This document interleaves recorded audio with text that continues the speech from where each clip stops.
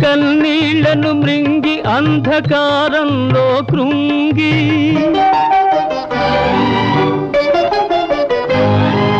కన్నీళ్లను మృంగి అంధకారంలో కృంగి కాంతి కొరకు పరితపించుచుంటిని, శాంతి కొరకు పరితపించుచుంటిని. ఏవి వెలుతురులేవి, ఏవి వెలుతురులేవి, నన్ను బ్రతుకు బాటలు నడిపే వెలుతురులేవి, ఏవి వెలుతురులేవి.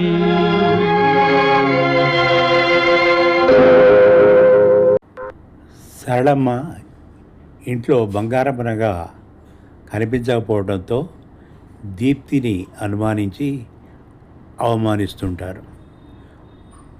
మూఢనమ్మకాలైన పసుపు బియ్యం పెట్టడం, అంజనం వేయడం, చేటలో చేతులు పెట్టి అందరి పేర్లు చెప్తూ చేతులాడించడం వగైరా పరీక్షలు చేసి బాధ పెడుతూ ఉంటారు.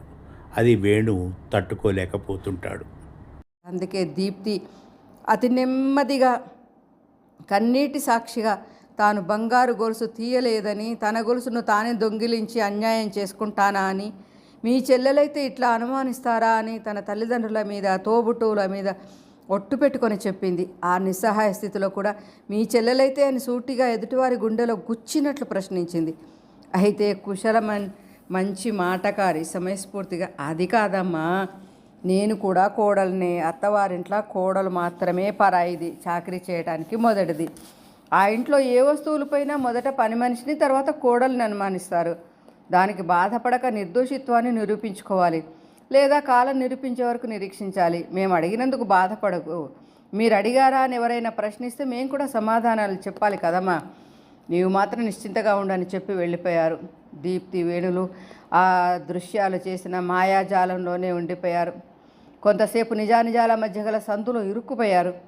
కుశల మాటలు సత్యాల, భ్రమల, అనుమానించినట్లా, ధైర్యాన్ని నూరిపోసినట్లా, అంతా వేణుకు దీప్తులకు అయోమయంగా ఉంది. కొంతసేపటికి ఆలోకం నుండి దిగివచ్చారు. తమ ఆలోచన పరిధిలోకి ప్రవేశించారు. దొంగతనపు పోరాట సమయంలో వేణు, దీప్తులు సరళమ్మ పక్షానికి ఆవలు వేపున్నారు. వేణుకు, సరళమ్మకు విపక్షీయులు ఎన్ని మంచి మాటలు చెప్పినా కటువుగా, వెక్కిరింతగా అనిపిస్తాయి. అనుమానించేవారు పెరిగిన కొద్దీ దీప్తి ఆత్మస్థైర్యం సడలిపోసాగింది. వేణు చెప్పే ధైర్యము, ఓదార్పు మాటల కన్నా విపక్షీయుల అనుమానాలే బలీయమవుతున్నాయి.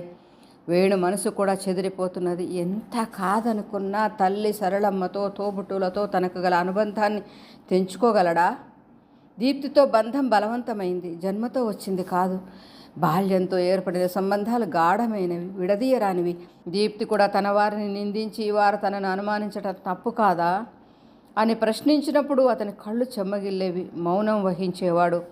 అది దీప్తికి నచ్చేది కాదు. సరళమ్మ పక్షీయులు నిందార్హులని భర్త నోట తను వినాలన్నది ఆమె తపన. కానీ దీప్తి ఒంటరిదన్న సానుభూతే తప్ప ఆమెను అవమానించడం అసహజం కాదని అతని నమ్మకం.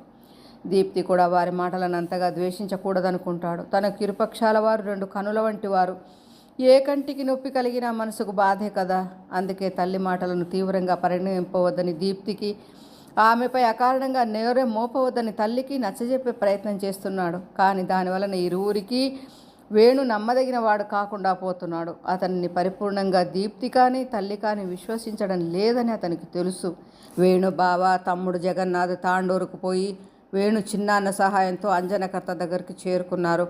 జరిగిన విషయం వివరించారు. అతడు కుటుంబ సభ్యులను గురించి, దీప్తి పుట్టింటి స్థితులను గురించి, స్థితిగతులను తెలుసుకున్నాడు. దీప్తి అన్నదమ్ముల రాకపోకలను తెలుసుకున్నాడు.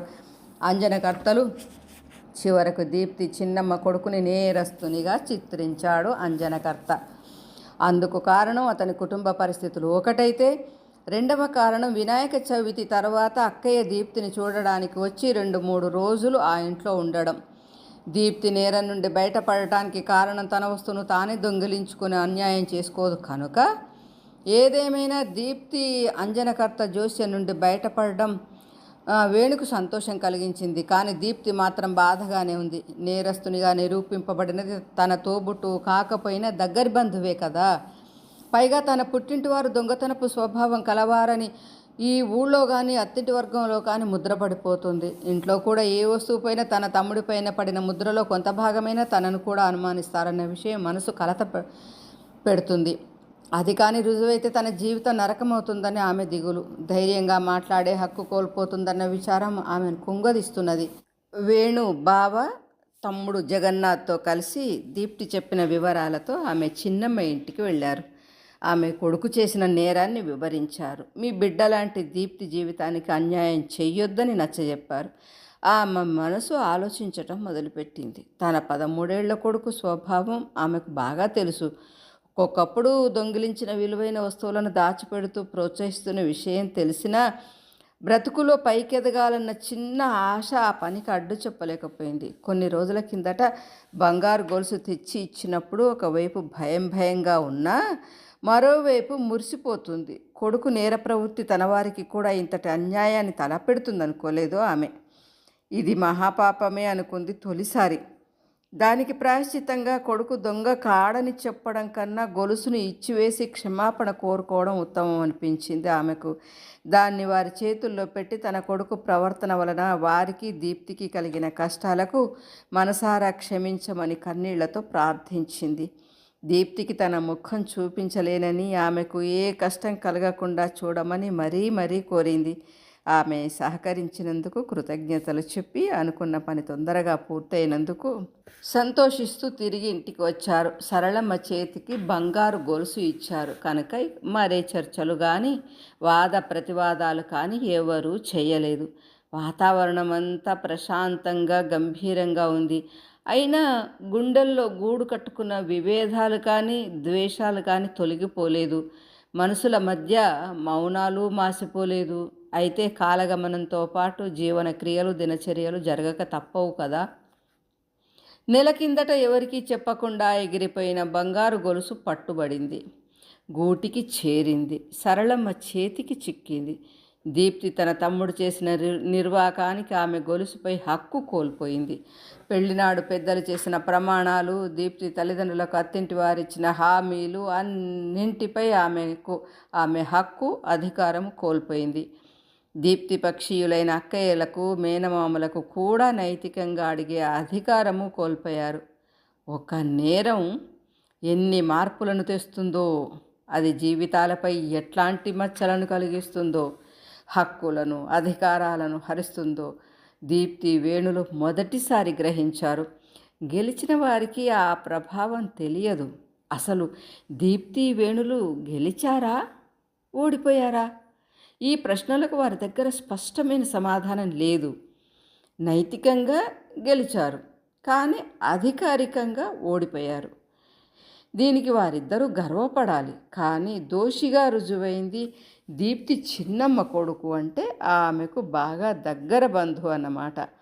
వారికి రక్త సంబంధం కూడా ఉంది. అంటే నేర ప్రవృత్తి గల రక్తం కొద్దో గొప్పో దీప్తిలో కూడా ఉంటుంది అని ఆమెను అనుమానించిన మనస్సులలో నిలిచిన చెరగని మరక. అది చిన్న సంఘటనలు జరిగినప్పుడల్లా దీప్తిపై ప్రభావం చూపుతుంది. ఆమె మనసును కలతపెడుతుంది. మనసుల మధ్య దూరాలను పెంచుతుంది, అశాంతిని నింపుతుంది. గొలుసు దొంగతనం ఆ కుటుంబంలో కొన్ని మార్పులను తెచ్చింది. అది తిరిగి సరళమ్మ చేతికి చేరినా, అది పోవడంలో దీప్తికి ఎటువంటి పాత్ర లేకపోయినా, ఆమె స్వంతానికి చేయించినదైనా ఆ క్షణం నుండి ఆ గొలుసు దీప్తి కంఠమును అలంకరింపనే లేదు. వేణు కూడా ఆ విషయంలో కలగజేసుకోలేదు. గొలుసు లేనందుకు దీప్తికి అప్పుడు బాధ కలిగినా, పెళ్లినాటి వాగ్దానాలు వేణు పెద్దలు మర్చిపోయారని దీప్తి దెప్పి పొడిచినా వేణు అప్పుడు మౌనం వహించేవాడు. దీప్తి మాటలు హెచ్చినప్పుడు మాత్రం ఆ గొలుసుపై నాకు ఎట్లాంటి అధికారం లేదని, తన స్వహస్తాలతో బంగారు గొలుసు చేయించి నీ కోరిక తీరుస్తానని కొంత బాధతో కొంత అసహనంతో చెప్పేవాడు. అందులో అతని చేతకానితనం కూడా ప్రతిధ్వనించేది. ఆ మాటలు ఎంతవరకు దీప్తికి అర్థమయ్యేవో కానీ మౌనంగా ఉండిపోయేది. అందుకే దీప్తి స్థిరచిత్తంతో మంచి కాలం కోసం నిరీక్షించడం మొదలుపెట్టింది. అత్తమ్మ మాటల శరాలు గుండెలో గుచ్చినా పరిస్థితులు ఎంతగా ప్రతికూలించినా, ఒంటరితనం తీవ్రమైన మనస్తాపానికి గురిచేసినా చెదరని మనసుతో భర్తకు సహకరిస్తూ సహాయపడుతూ జీవితాన్ని గడపాలనుకుంది. మౌనాన్ని ఛేదించాలనుకుంది. అందరితో మాటలు కలుపుకోవాలనుకుంది. మామూలు వాతావరణాన్ని నెలకొల్పాలని ప్రయత్నించాలనుకుంది. ఈ బాధ్యత తానొక్కదానిది కాకపోయినా చిన్న ప్రయత్నం తన వైపు నుండి చేయాలనుకుంది. పుస్తకాలే తన ఒంటరితనంలో మంచి స్నేహితులు అనుకుంది. తన వలె అత్తవారిండ్లలో ఎందరో కోడళ్ళు ఇట్టి బాధలను అనుభవిస్తూనే ఉంటారనుకుంది. ఆత్మసంతృప్తిని పొందింది. గొలుసు దొంగతనం కథ ముగిసింది. కాలేజీకి వెళ్ళక 15 రోజులైంది. Arts and science college Paradise సికింద్రాబాద్లో అటెండెన్స్ గురించి ఎక్కువగా పట్టించుకోరు కనుక వేణుకు సౌకర్యంగానే ఉంది. అందువల్ల దీప్తికి ధైర్యం చెప్పి బయలుదేరాడు. కానీ ఆమె గురించిన భయాలే అతన్ని వెంటాడుతున్నాయి. గడిచిన దృశ్యాలు కనుల ముందు కదలాడుతున్నాయి. త్వరగా ఆమెను ఆ లంక నుండి విడుదల చేయాలి. గాయాలతో నిండిన గుండెకు ఊరట కలిగించాలి. భర్తగా తన కర్తవ్యాన్ని నెరవేర్చాలి. ఈ ప్రయత్నంలో వెనుకడుగు వేయకూడదని దృఢంగా నిర్ణయించుకున్నాడు వేణు. హైదరాబాద్ చేరుకున్నాడు. కాలం సమస్యల్ని సృష్టిస్తుంది, పరిష్కారాలను చూపిస్తుంది. ఈ రెండింటినీ సమన్వయపరచుకునటంలోనే మనిషి తెలివితేటలు బయటపడతాయి. వేణు సమస్య చాలా తీవ్రమైంది. అయినా భయపడలేదు, దిగులు చెందలేదు. కాలం కల్పించిన అవకాశాలను సమయస్ఫూర్తిగా ధైర్యంగా తనను అనుకూలంగా మార్చుకున్నాడు. లక్ష్యం వైపు తనకు నడక సాగించాడు. హైదరాబాద్ చేరిన వెంటనే మిత్రుడు సిద్ధారెడ్డిని సలహా అడిగాడు. అతడు కూడా వేణు సమస్య తీవ్రతను గమనించి అద్దెగదుల అన్వేషణ మొదలుపెట్టాడు. ఆ రోజుల్లో పాత హైదరాబాద్ నగరమైన పాత బస్తీ, యాఖత్పుర, డబీర్పుర, మొగల్పుర మొదలైన ప్రాంతాలలో అద్దె తక్కువ, గదులు కూడా అంత సౌకర్యవంతమైనవి కావు. చాలా వరకు పెంకుటిళ్ళు, అవసరమైతే ఉన్న స్థలంలోనే ఆస్బెస్టాస్ సిమెంట్ రేకుల కప్పుతో గదులను ఏర్పరిచి అద్దెకిచ్చేవారు. వాటిలోనే తక్కువ సంపాదన కలవారు అద్దెకుండేవారు. ఒకే బాత్రూము, లెట్రిన్లు అందరికీ కలిసి ఉండేవి. ఆ పరిస్థితులను సిద్ధారెడ్డి చెప్పినప్పుడు వేణుకు బాధ, భయము రెండూ కలిగాయి. తాను భార్యతో ఉండాలి, వంట చేసుకోవాలి, 2-3 కుటుంబాలకు ఒక బాత్రూము, లెట్రిన్ ఉంటే అంధుడైన తనకు అందరితో కలిసి జీవించడం సాధ్యమేనా? ప్రతి క్షణం దీప్తి సహాయం కావాలి. పూర్తిగా ఆమెపై ఆధారపడాలి. తన ప్రతి అడుగుకు ఆమె చేయూత కావాలి. తాను పూర్తిగా స్వతంత్రుడవుతాడు. ఆమె తప్పొప్పులను అడిగే అధికారం కోల్పోతాడు.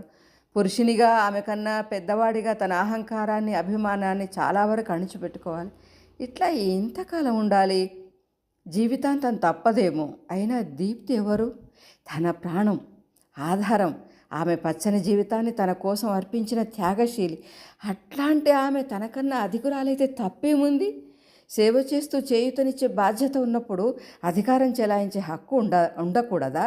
గమ్యం వైపు నడిపించే దేవత అయ్యింది, మార్గదర్శకురాలైంది. ఆమె కళ్ళ ద్వారా ప్రపంచాన్ని చూడసాగాడు. ఆమె వర్ణించే మనోహర దృశ్యాలను తన మనోపలకంపై చిత్రింపసాగాడు. సంతృప్తిని పొందాడు. సిద్ధారెడ్డి అద్దె గదులకు చేసిన అన్వేషణ ఫలించింది. కానీ అతడెన్నో సమస్యలను ఎదుర్కొన్నాడు. కొందరు అంధులకు గదులను అద్దెకు ఇవ్వమన్నారు. కారణం వారికి కనపడదు కనుక వస్తువులకు, మనుషులకు ఎక్కడ తగులుతారో తెలియదని ఆ గొడవల కన్నా అద్దె గదులు లేవని చెప్పడమే మంచిదని చెప్పేవారు. మరికొందరు మామూలు వారికే సరి అయిన సంపాదన లేక అద్దెలను సరిగ్గా ఇవ్వరు. ఇక ఏ సంపాదన లేని, చూపు లేని వారు కిరాయి ఎట్లా ఇస్తారు అని సందేహాస్పదంగా నిరాకరించేవారు. పై మాటలు అంధులకు బాధ కలిగించినా వారికి సమాధానం చెప్పలేక, బ్రతకడం కోసం ఆశను విడనాడలేక అన్వేషింపక తప్పలేదు. సిద్ధారెడ్డి యాకత్పురాలో తనకు, వేణుకు 2 అద్దె గదులను సంపాదించాడు. యాకత్పుర అంటే హిందువులు ఇష్టపడరు. ముస్లింల సంఖ్య చాలా హెచ్చు. చుట్టుపక్కల ప్రాంతాల్లో కూడా వారే అధిక సంఖ్యాకులు. ఆ ప్రాంతాలన్నీ మత ఘర్షణలకు పెట్టింది పేరు. సమాజం కేంద్రం చుట్టూ హిందూ కుటుంబాల వారు ఇళ్ళు కట్టుకొని నివసిస్తుంటారు. ఆ ప్రాంతం పేరు బ్రాహ్మణవాడ. మధ్యలో ఒక శివాలయం ఉండేది. ప్రతి ఇంట్లో యువకులు వీధిగా RSS శిక్షణను పొందేవారు. చూపులేని వారికి యాకత్పుర సుపరిచితం. సిటీ బస్ సౌకర్యం లేకపోయినా లోకల్ రైళ్లుంటాయి. అక్కడ రిక్షాలదే పైచేయి. ఒకవైపు చార్మినారు, మరోవైపు డబీర్పుర, ఇంకోవైపు సైదాబాదు బస్సు సౌకర్యాలు ఉండేవి. అక్కడి నుండి రిక్షాల సౌకర్యం. ఓపిక ఉంటే నడక. వీటన్నింటిలో డబీర్పుర చాలా దగ్గర. అన్నింటికన్నా ముఖ్యమైనది రైలు సౌకర్యం. అంధులకది ఉచిత ప్రయాణం. దానికి దగ్గరలోనే వృద్ధ వికలాంగుల ప్రభుత్వ శరణాలయం. ప్రైవేటు పరీక్షలు రాస్తున్న అంధులు, పరీక్షలు పూర్తయి ఉద్యోగాల కొరకు నిరీక్షించేవారు, ఏ వ్యాపకాలు లేక కేవలం బ్రతకడం కోసం కాలం గడిపే అంధులు ఆ శరణాలయంలో ఉంటారు. కొందరు పరీక్షా సమయాలలో చదువు కొరకు అంధులు చిన్న చిన్న గదులను కిరాయికి తీసుకుంటారు. ఈ విధంగా యాకత్పుర చూపులేని వారికి ఆత్మీయురాలైంది. సిద్ధారెడ్డి వేణుకు గదులను చూపించాడు. అది 3 గదుల చిన్న ఇల్లు. క్రింది గదుల్లో ఆ ఇంటి వారు ఉంటారు. అందులో 2 భార్యాభర్తలు, వారి 17 సంవత్సరాల పైబడిన 2 కొడుకులు, అంతకన్నా చిన్నవారైన 2 కూతుళ్ళు ఆ ఇంట్లోని సభ్యులు. కొడుకుల సంపాదన పైన ఆ యజమానురాలు తన కుటుంబాన్ని నడిపిస్తూ అధికారాన్ని చెలాయిస్తుంది. పైన ఒక పొడవైన హాలు, దాని ముందు అంతే పొడవు గల వరండా, వాటి పైకప్పు ఆస్బెస్టాస్ సిమెంట్ రేకులు. ఎండాకాలం భరింపరాని వేడి. గది వంటి హాలు సిద్ధారెడ్డి చూసి పెట్టినందుకు అతడు తీసుకున్నాడు. వరండా వేణును తీసుకోమన్నాడు. కానీ కష్టేపలి అన్న సూక్తి వెంటనే గుర్తుకు వచ్చింది. కష్టపడి గదిని వెతికినందుకు ఆ ఫలితమైన దక్కకూడదా అనుకున్నాడు వేణు. తన మనసును అదుపులో పెట్టుకున్నాడు. వేణు బాధకు కారణం ఒక్కటే, తనకు పెళ్ళయింది కనుక కాస్త రహస్యం కావాలి. సిద్ధారెడ్డి చెల్లాయితో మాత్రమే ఉంటాడు కాబట్టి వరండా అతనికి పర్వాలేదేమో అనిపించింది వేణుకు. అయినా తనకిష్టం లేకపోతే ఇంకో గదిని వెతుక్కోవచ్చు కదా. చూసి పెట్టిన వారిపై అసంతృప్తి దేనికి అని అంతరాత్మ ప్రశ్నించినట్లు అనిపించింది. తాను ఎవరినీ కిరాయికి గదులిమ్మని అడగలేని బలహీనత. అందుకే వరండానే తనకు కిరాయి రూముగా అంగీకరించాడు. తలుపులు గోడలు ఉన్న సిద్ధారెడ్డికి అవి లేని వేణు వరండాకు సమానంగా నెలకు 25 రూపాయల కిరాయి కట్టాలి. వరండాను తడకలతో గదివల ఏర్పాటు చేస్తానని యజమానురాలు అమ్మ హామీ ఇచ్చింది. అయితే వేణుకు ఆ ఇల్లు, ఆ మనుషులు, వారి ఆడపిల్లలు బాగా నచ్చారు. బాత్రూమ్ లేకున్నా నల్లా దగ్గరే మెట్ల పక్కనే స్నానాలు చేయవలసి వచ్చినా, వరండాలోనే మెట్ల పక్క 2 గదుల వారు చేతులు, తిన్న పళ్ళాలు, వంట పాత్రలు, చివరకు ఆడవాళ్ల స్నానాలు అక్కడే చేయవలసి వచ్చినా, ఆ కిరాయి రూములను వదులుకోవాల్సి వచ్చినా ఆ గదులు వదులుకోదలుచుకోలేదు వేణు సిద్ధారెడ్డిలు. కారణం ఏమిటంటే లెట్రిన్ మెట్లెక్కే చోట ఉండడం వల్ల, చిన్నపిల్లల అల్లరి లేకపోవడం వలన, ఇంటి వారెవరూ పైకి రాకపోవడం, ఇంటి యజమానురాలు తమ కొడుకులతో సమానంగా తమను చూడడం, ఆడపిల్లలు అన్నయ్య అని ఆప్యాయంగా పలకరించడం అక్కడ ఉండడానికి ముఖ్య కారణాలు. ఇంతకన్నా మానవ సంబంధాలకు కావలసింది ఏముంటుంది? 1974 అక్టోబర్ వచ్చింది. కాలేజీలకు దసరా, దీపావళి పండుగల సందర్భాలతో 1 మాసం సెలవులు ప్రకటించింది ఉస్మానియా విశ్వవిద్యాలయం. వేణు తన ఊరు చేరుకున్నాడు. హైదరాబాద్లోని విషయాలను దీప్తికి వివరించాడు. ఆమె చాలా సంతోషిస్తుందనుకున్నాడు, కానీ మౌనం వహించింది. కొంతసేపటికి తను హైదరాబాద్కు రానంది. వేణుకు ఆశ్చర్యం, కోపం, భయం ఒకేసారి కలిగాయి. అంతకుముందు నేను ఇంట్లో ఉండలేనని ఏడ్చి ఏడ్చి మారాన్ చేసింది. అద్దెకు గదిని చూశాక రానంటే ఎట్లా ఉంటుంది? స్నేహితుల ముందు అవమానం కాదా? పైగా సిద్ధారెడ్డి దీప్తి వస్తుందని తన చెల్లాయిని హైదరాబాద్కు తీసుకొస్తున్నాడు. దీప్తి రాకపోతే వారి పరిస్థితి ఎట్లా? వేణు ఎప్పుడు సూటిగా ఆలోచిస్తాడు, దృఢంగా నిర్ణయం తీసుకుంటాడు. ఆ తర్వాత మిన్ను విరిగి మీద పడిన, కష్ట నష్టాలు జరిగినా వెనుకడుగు వేయడు. ఎవరి సానుభూతి కొరకు నటించాడు. తనకు నచ్చింది అనుసరించేటప్పుడు పెద్దలు చెప్పినా వినడు. అది ఆ కుటుంబంలోని వారందరికీ తెలుసు. దీప్తి కొన్ని విషయాలలో బాగా నటిస్తుంది. మనసులో ఇష్టం ఉన్నా లేనట్లు నటించి ఇతరుల బలవంతం మీదే తానే పని చేశానని తప్పించుకుంటుంది. ఇప్పుడు రానన్న మాట కూడా అటువంటిదే. అందుకే వేణు తన కోపాన్ని వెంటనే ఉపసంహరించుకున్నాడు. ఆమె తనంత తాను తన అభిప్రాయం చెప్పే వరకు ఆ విషయం ప్రస్తావించకూడదనుకున్నాడు. ఊరుకున్నాడు. దసరా పండుగ దాటిపోయింది. దీపావళి సమీపిస్తున్నది. సెలవులు పూర్తి కావస్తున్నాయి. ఒక రాత్రి దీప్తి హైదరాబాద్కు వస్తానని, తానిక్కడ ఒంటరిగా ఉండలేనని కన్నీళ్లతో చెప్పింది. ఆ వెచ్చదనం వేణు చేతులకు సోకింది. తన తల్లిలో పశ్చాత్తాపం కానీ, దీప్తి పట్ల ఆదరణ కానీ వేణుకు కనిపించలేదు. దీప్తికి ఇప్పుడు ప్రశాంతత కావాలి, ఓదార్పు కావాలి. ఈ నరకంలో బ్రతకడం కన్నా చాలని కూడు గుడ్డలతో జీవించడం ఎంతో మంచిది. ఆ అవకాశం కూడా కరువైన నాడు చావే శరణ్యం. ఒకనాడు ధైర్యం చేసి తల్లి సరళమ్మకు తన ఉద్దేశాన్ని, నిర్ణయాన్ని చెప్పాడు. ఆమె నోటి వెంట ఏ మాట రాలేదు. అట్లా వస్తుందని వేణు ఆశించనూ లేదు. కానీ తన అభిప్రాయం తల్లికి చెప్పానన్న సంతృప్తి మాత్రమే మిగిలింది. ఆమె ద్వారా ఆ వార్త బావకు అక్కయ్యలకు పాకుతుందని వెళ్లే ముందు అందరికీ చెప్పినానన్న భావం తన మనసును తృప్తిపరుస్తుందని అతని ఉద్దేశం. 2-3 రోజులు గడిచిపోయాయి. ఏ సంచలనాత్మక సంఘటనలు జరగలేదు. వద్దని కానీ పొమ్మని కానీ ఎవ్వరూ మాట్లాడలేదు. అంతా మౌనంగానే ఉంది. బావ లక్ష్మారెడ్డి వేణు దీప్తితో హైదరాబాద్కు వెళుతున్నాడన్నది తెలిసి కూడా రాలేదు. వారి దృష్టిలో ఈ సమస్య చాలా చిన్నదని భావించారో, తల్లి తమ్ముడు జగన్నాథ్ స్పందించలేదు కాబట్టి తాము కూడా ఊరుకుంటే మంచిదనుకున్నారో తెలియదు. వారు పట్టించుకోలేదు. అప్పుడప్పుడు ఇట్టి విషయాలు వేణు మనసును గాయపరిచేది. మనిషిని ముడివేసి దగ్గరగా చేర్చేవి సహజమైన మానవ సంబంధాలు కావని, రక్త సంబంధాలు అసలే కావని, ఆర్థిక సంబంధాలే అసలైన బంధాలని వేణు మెల్లమెల్లగా గ్రహిస్తున్నాడు.